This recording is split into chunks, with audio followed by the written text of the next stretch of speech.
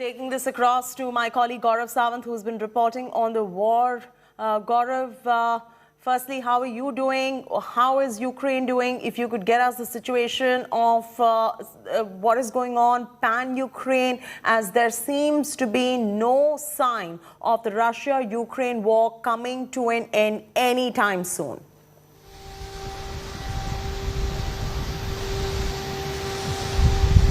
Chaiti, good morning. It's about 2 degrees here in Dnieper. We are on the banks of river Dnieper in an industrial city. This is east central Ukraine, and this is where the war appears to be heading right now.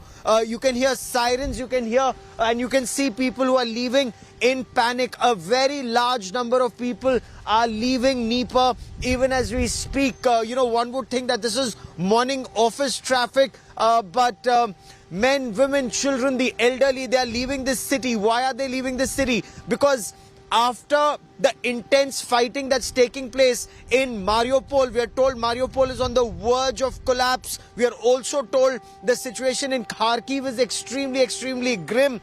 This is the access from Kharkiv and Mariupol. In fact, from Donetsk region, this is where people come before they head out to safer areas in Kyiv. We are about 500 kilometers plus from Ukraine's capital, Kyiv. We drove here and there is panic. This is a city that's virtually on the edge, because the apprehension is that in this city, the Russian forces after Mariupol and Kharkiv will try and advance first to Zaporozhye. And we've been talking about Zaporozhye quite a bit because that's a nuclear power plant, again an industrial hub. So is this, Chaiti. In the Soviet era, this city where we are was a closed city. No one was allowed to come here because this is where Soviet Union used to manufacture its rockets, its missiles, and store its nuclear assets. This is where the Russians, it appears, according to an assessment, in case they are not stalled, they will be coming here. And all the effort right now is to stall the advance of the Russian forces at Zaporozhye.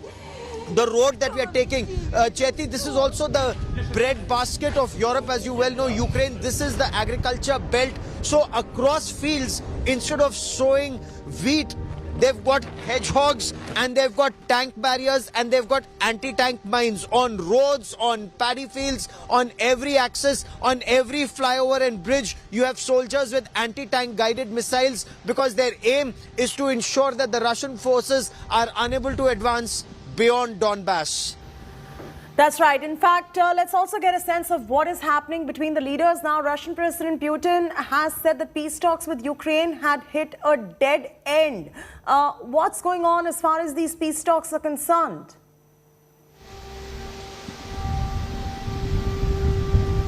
So peace talks really appear to be a far cry at this point of time, given the situation. Again, just look around, women and children leaving in large numbers. Why? Because of this apprehension that the situation will take a turn for the worse. Russian President Vladimir Putin has been seen at the spaceport with Alexander Lukashenko, the president of Belarus, and he had the nuclear football in his hand. That's a very, his aides were holding that nuclear football.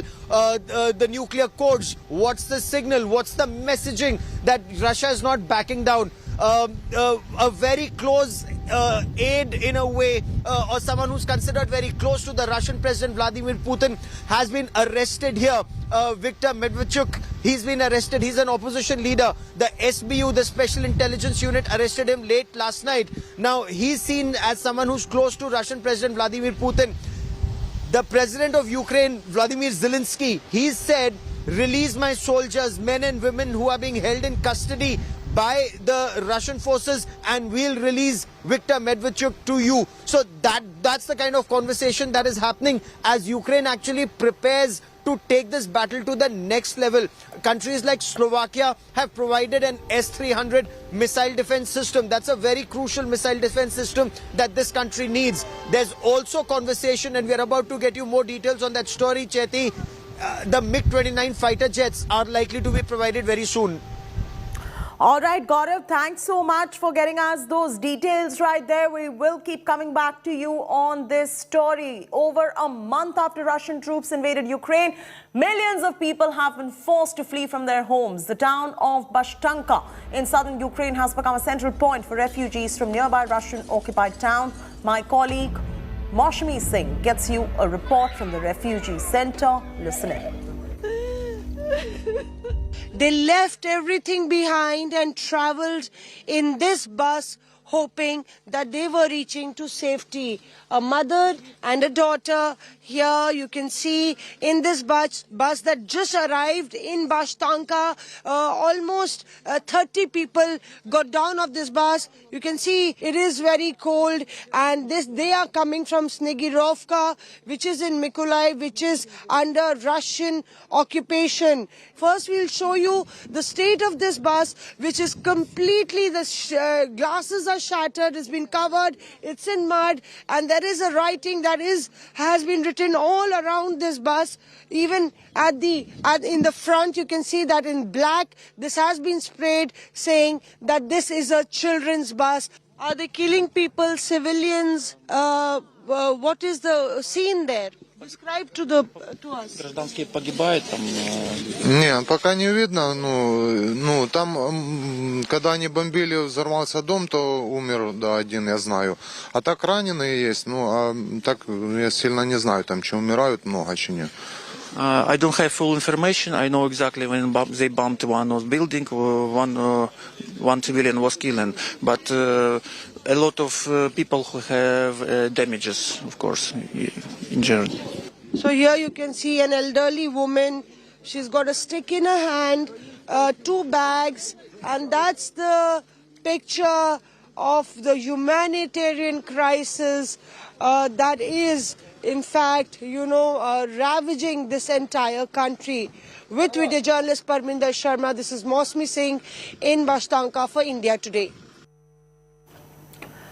The Russian economy is severely hit by the multiple sanctions that have been imposed on it by US, UK, European Union, Canada and Japan. These sanctions are maximum in range imposed on any country since the World War II. But for Russian President Vladimir Putin, they're all part of the game and he remains unfazed. Here's a report. The blitz that ill-willers hoped for didn't work. It's obvious. Our financial system, our industry works smoothly. Thundered Russian President Vladimir Putin. Sanctions imposed on Russia by the US, UK, EU and other countries include banning secondary trade in Russian government bonds, banning interaction with key Russian banks, banning exports of critical technology to Russia and freezing the assets and banning travel for elite Russians. In addition, Germany halted certification of the Nord Stream 2 gas pipeline. Once the Russian invasion of Ukraine crossed 1 month, came a fresh batch of sanctions. This time, the United States tightened penalties on 2 of Russia's leading banks, including the country's largest financial institutions per bank, leaving in place an energy carve-out that allows them to process payments for oil and gas. The US also sanctioned Russian President Vladimir Putin's 2 adult daughters and the wife and daughter of Foreign Minister Sergei Lavrov. World Bank estimates that these sanctions will shrink Russian economy by more than 11% this year. But revenues from energy exports are actually increasing.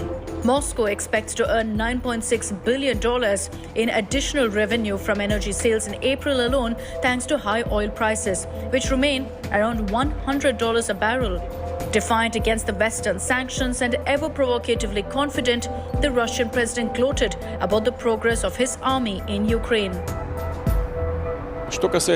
As for the progress of the operation, I can often hear questions if we can do it faster. We can. It depends on the intensity of military actions.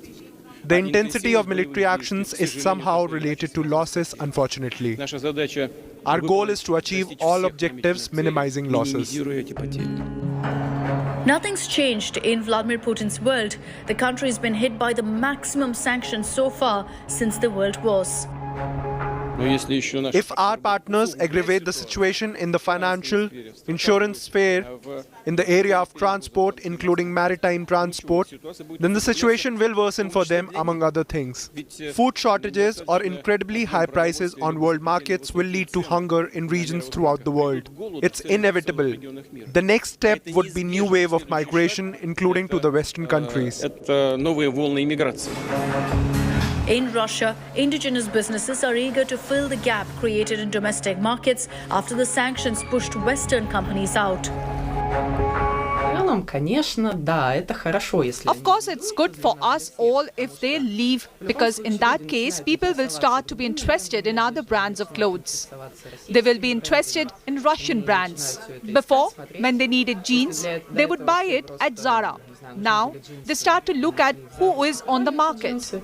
То сейчас они просто начинают вообще смотреть, кто вообще еще есть на рынке.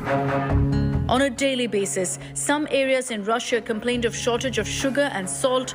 Putin's government arranged for special markets to allow people to restock. I don't need much sugar, but it's just that it's not available at all. The sanctions were supposed to hit the Russian economy hard. Ruble fell sharply. Pundits predict doom for Russian GDP, which is modest compared to the USA or the UK. But for the Russian president, who carries a fearsome black briefcase, prepared for any nuke trigger along with him all the time, the end is still not here. Bureau Report, India Today.